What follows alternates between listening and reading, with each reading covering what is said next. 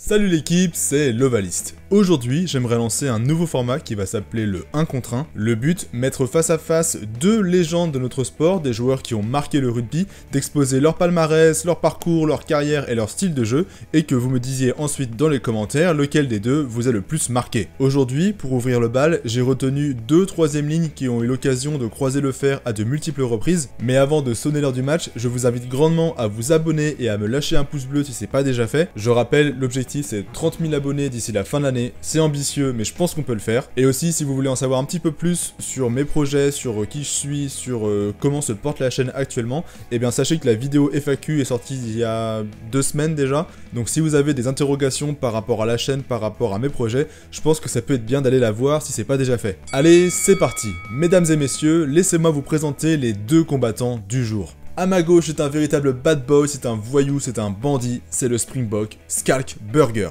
1m93 pour 114 kg, ce grand blond apporte la terreur aux quatre coins du terrain. Et à ma droite maintenant, on le surnomme l'exécuteur, rien que ça. Tout droit venu des Samoa, c'est un véritable rock, il s'agit du All Black, Jérôme Kaino. 1m96 pour 110 kg, il s'inscrit tout droit dans la lignée des guerriers du Pacifique. Mais commençons par le Sud-Africain. Né à Port Elizabeth en 1993, Burger commence le rugby au sein de son école. Il entre au lycée Paarl Gymnasium, au sein duquel il côtoie son futur capitaine et coéquipier chez les Springboks, Jean de Villiers. Le bac en poche, il rentre à l'université de Stellenbosch, mais son talent pour le rugby ne passe pas inaperçu, et il est appelé par l'équipe d'Afrique du Sud de moins de 21 ans, avec laquelle il remporte la Coupe du Monde en 2002, avant d'en devenir le capitaine l'année suivante. Ses excellentes performances en moins de 21 ans lui ouvrent logiquement les portes de l'équipe senior d'Afrique du Sud, donc les vrais Springboks, et il prend même part à la Coupe du Monde en 2003 en faisant ses grands débuts internationaux face à la Géorgie.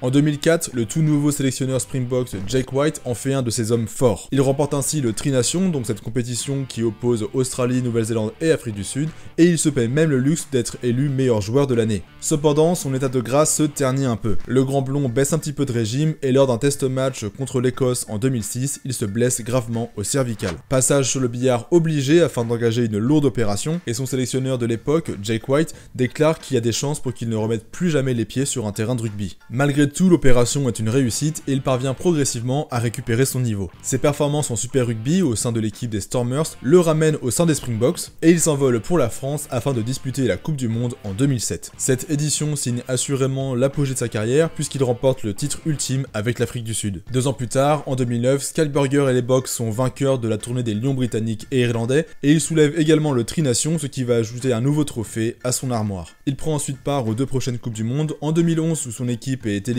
en quart et en 2015 où les Boks sont battus par les Blacks en demi. Mais ils parviennent cependant à décrocher la 3ème place face aux Argentins. Cette médaille de bronze signe la fin de sa carrière internationale et il s'engage avec le club anglais des Saracens où il joue jusqu'en 2019 avant de raccrocher définitivement les crampons. Durant ces 4 années anglaises, il rafle tout de même 2 titres de champion d'Angleterre et 2 coupes d'Europe. Mais avant de voir le style de jeu du Sud-Africain, penchons-nous maintenant sur la carrière de son adversaire. Jérôme Kaino naît lui aussi en 1983, mais dans les Samoa américaines pour sa part. À l'âge de 4 ans, il migre en Nouvelle-Zélande et il commence à découvrir le rugby, notamment le rugby à 13, et il découvre ensuite le rugby à 15 lorsqu'il intègre le St Kentigern College où il côtoie notamment Joro Kosoko et Kieran Reid. À l'époque, Kaino se fait notamment remarquer par ses qualités de vitesse, ce qui va lui valoir de jouer d'abord au centre et à l'arrière avant de progressivement glisser vers la 3ème ligne. Très vite, il enchaîne les bonnes performances à ce poste, ce qui va lui valoir d'être élu meilleur jeune joueur de l'année en 2004 alors qu'il n'a que 21 ans. C'est également cette année-là qu'il fait ses débuts professionnels, d'abord en championnat national avec Auckland,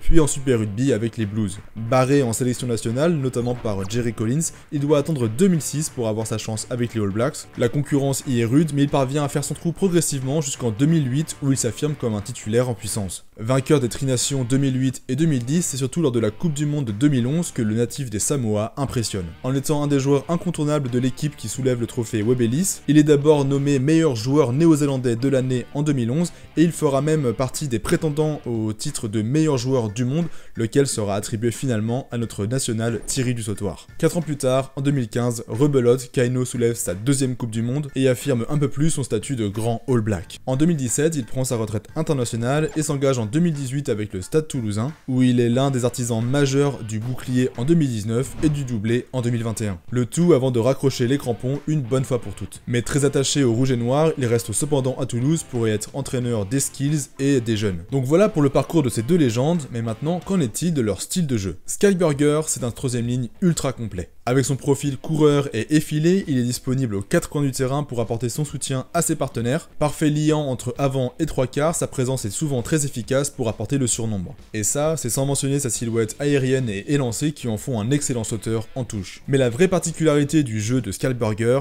c'est son agressivité. On retient souvent Bakis Botha comme l'homme de main du pack des Springboks lors des années 2000-2010, et à juste titre, hein, le bonhomme c'était quand même un sacré barbouze sur le terrain, mais je pense que c'est un petit peu oublié le rôle de Skalkburger, qui lui aussi fait peser une menace constante sur ses adversaires. Très souvent à la limite, et notamment dans ses plaquages qui visent clairement la pomme d'Adam et la carotide, le grand blond dégarni fait de son agressivité hors norme une véritable arme psychologique. Quand tu rentres sur le terrain et qu'il y a Skyburger en face, globalement, tu sais que tu vas laisser des plumes. Mais ce style de jeu a un coût disciplinaire, on atteste la longue série de cartons jaunes et de suspensions dont il va écoper. Ses plus hauts faits d'armes, ou devrais-je dire ses plus gros attentats, sont bien évidemment ce plaquage en l'air sur Poulou Junior en 2007, qui a failli lui valoir une exclusion de la Coupe du Monde, parce qu'il était suspendu normalement pendant un mois, ça a été réduit finalement à 2 semaines en appel, ce qui fait qu'il a pu rester dans le groupe des box, sinon pas de Coupe du Monde pour Burger. Et puis aussi, il y a cette fameuse fourchette sur Luke Fitzgerald, dont j'ai déjà parlé dans ma vidéo sur Afrique du Sud, Lion britannique en 2009. Pour Jérôme Kaino, maintenant, disons que son jeu est un petit peu plus frontal. Certes, son passé de trésiste et ses années en tant que 3/4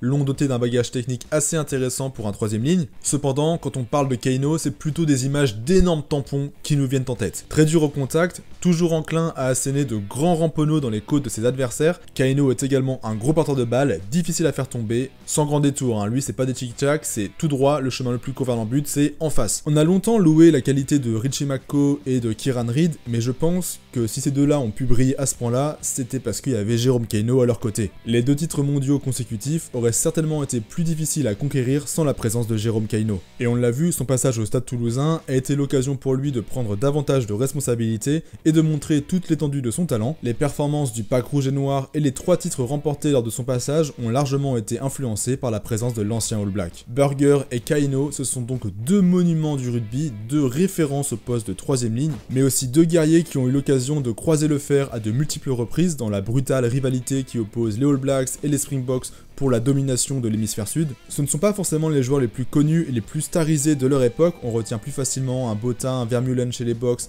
et un Kieran Reid et un McCaw chez les Blacks, et c'est pourquoi je trouvais ça intéressant de les mettre en avant et de les opposer.